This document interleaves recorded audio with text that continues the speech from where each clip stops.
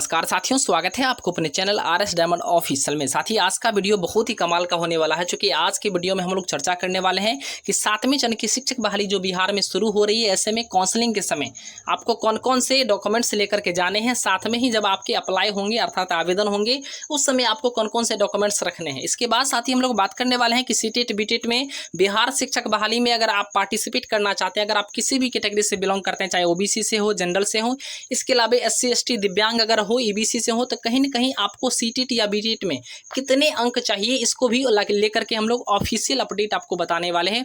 Official letter के माध्यम से आपको सारी जानकारी देने वाले हैं।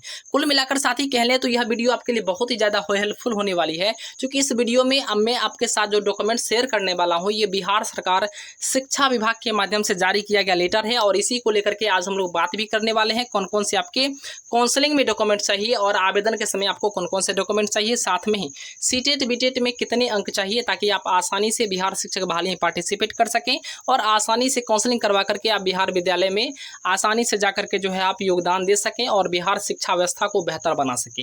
ऐसे में साथी आइए हम लोग बात करते हैं, लेकिन इससे पहले एक छोटा सा रिक्वेस्ट भी होगा आपसे, अगर आप चैनल पर नए हैं तो जरूर चैनल को सब्सक्राइब कर ले और साथ बेल आइकन को जरूर प्रेस कर ले, ताकि जो भी अपडेट वीडियो आए सबसे पहले आप तक जरूर पहुंच पाए। साथ ही जैसा कि आप लोग यहाँ पे ऊपर में देख पा रहे होंगे कि काउंसलिंग में अभ्यर्थी द्वारा नियुक्ति हेतु समर्पित अभ्यावेदन के साथ साथ संलग्न किए गए अंक पत्र प्रमाण पत्र के प्रति की मूल प्रति के साथ साथ दो उसकी अतिरिक्त छाया प्रति के साथ साथ उपस्थित होने की आवश्यकता है, सुनिश्चित करेंगे।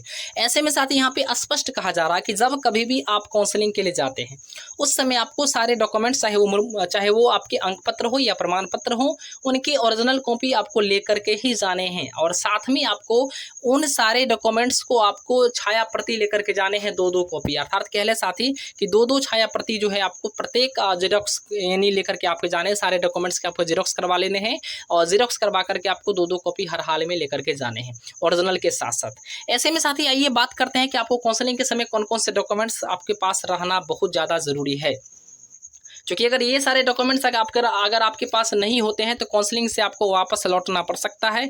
तो कहीं ना कहीं ये सारे डॉक्यूमेंट्स आपको हर हाल में जो है वर्तमान समय में आपको उपलब्ध करा लेना है, ताकि आपको किसी प्रकार की समस्या काउंसलिंग के समय में ना हो।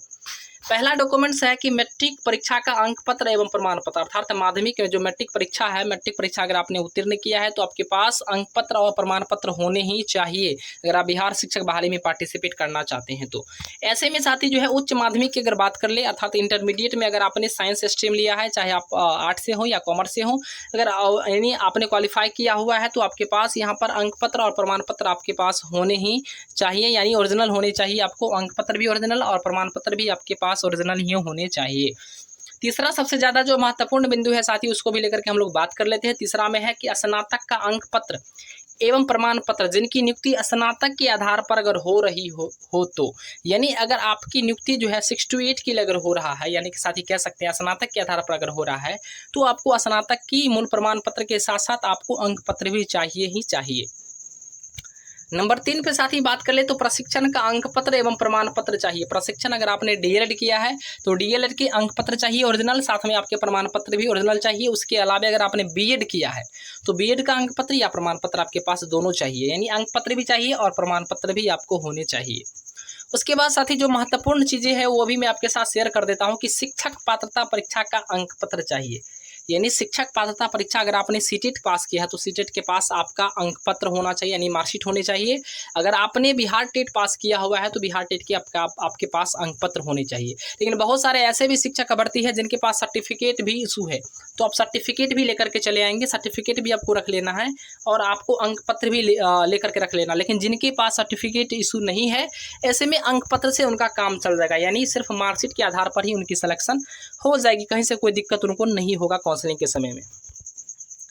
ऐसे में साथी अगला जो है पॉइंट है कि आरक्षित कोटि के अभ्यर्थियों के लिए जाति प्रमाण पत्र चाहिए ही चाहिए, यानी अगर आप रिजर्वेशन कैटेगरी में आते हैं, चाहे ओबीसी से हो, एससी एसटी से हो, बीसी से हो, ऐसे में साथी कहीं ना कहीं अगर आप रिजर्वेशन कैटेगरी जो बिहार शिक्षक बहाली में पार्टिसिपेट करना चाहते हैं, ऐसे में आपके पास उस कैटेगरी का जाति प्रमाण पत्र आपके पास होने चाहिए।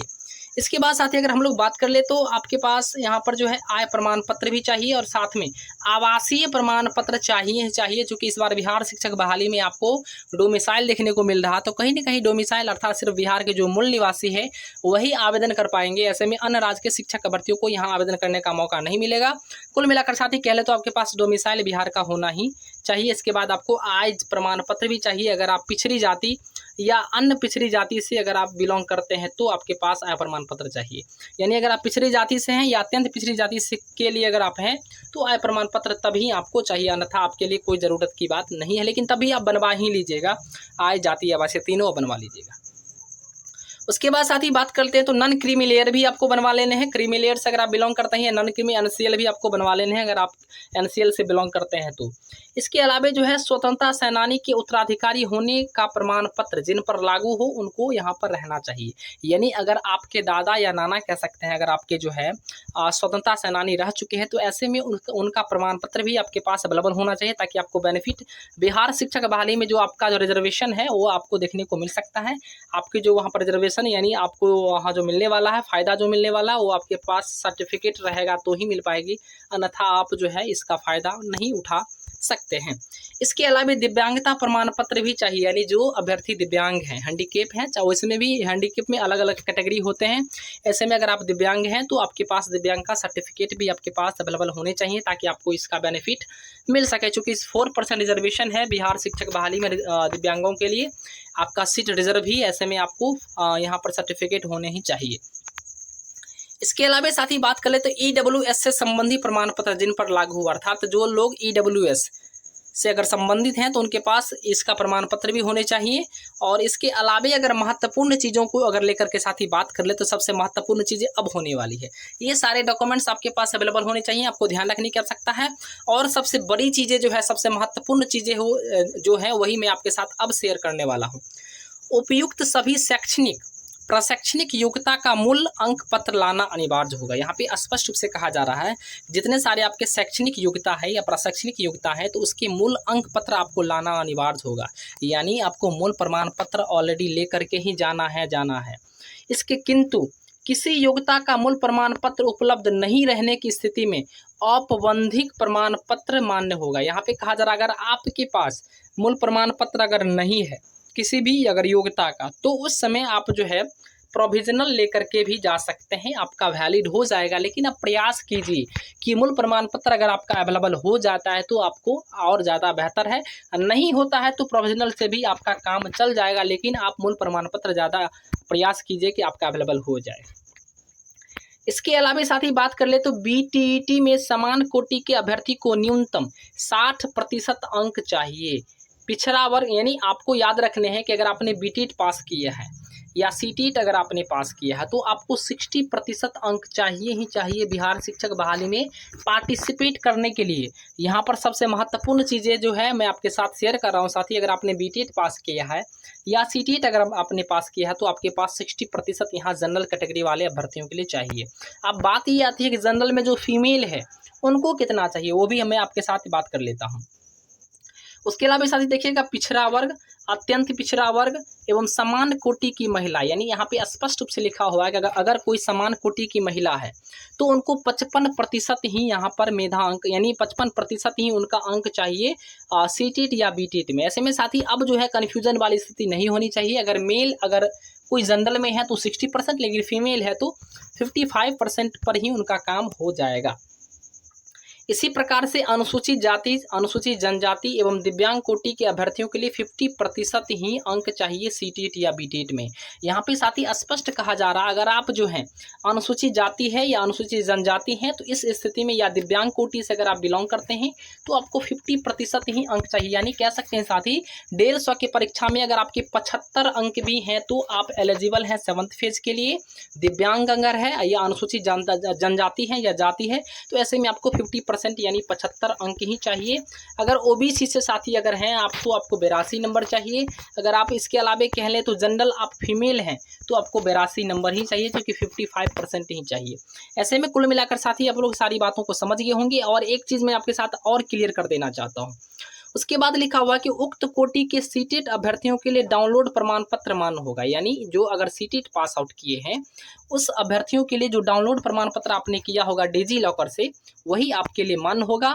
शिक्षक पात्रता परीक्षा बीटेट या सीटेट में 82 अंक से कम प्राप्त करने वाले अभ्यर्थियों को मौका नहीं मिलेगा। यानी साथ ही कह सकते हैं कि सीटेट या बीटेट परीक्षा में 82 अंक से कम प्राप्त करने वाले जो शिक्षक अभ्यर्थी होंगे उनको वहां पर यानी वेटेज की जो प्रावधान थी, वेटेज का प्रावधान आपको यानी वहां देखने को नहीं मिलेगा। यानी कह सकते हैं साथ ही कि वेटेज जो मिलता था ना 2 नंबर 4 नंबर 6 नंबर करके, ऐसे में आपको वो वहाँ पर देखने को नहीं मिलेगा। लेकिन 82 से आपके ज़्यादा नंबर हैं तो आपको वहाँ पर देखने को मिल जाएगा। तो कहीं ना कहीं साथ ही अब सारे कन्फ्यूज़न आपको दूर हो गए होंगे। अगर इसके अलावा भी किसी प्रकार की परेशानियाँ हैं तो मुझे कमेंट करके ज़रूर बताएं। आशा करता हूं आप लोग को यह वीडियो बहुत ही अच्छा लगा होगा। ज़्यादा से ज़्यादा अभ्यर्थियों तक शेयर करें। तब तक के लिए धन्यवाद। पुनः मैं आपके साथ नए वीडियो के साथ अपडेट होऊंगा। तब तक के लिए धन्यवाद। देखते रहिए RS डायमंड ऑफिशियल को। जय हिंद।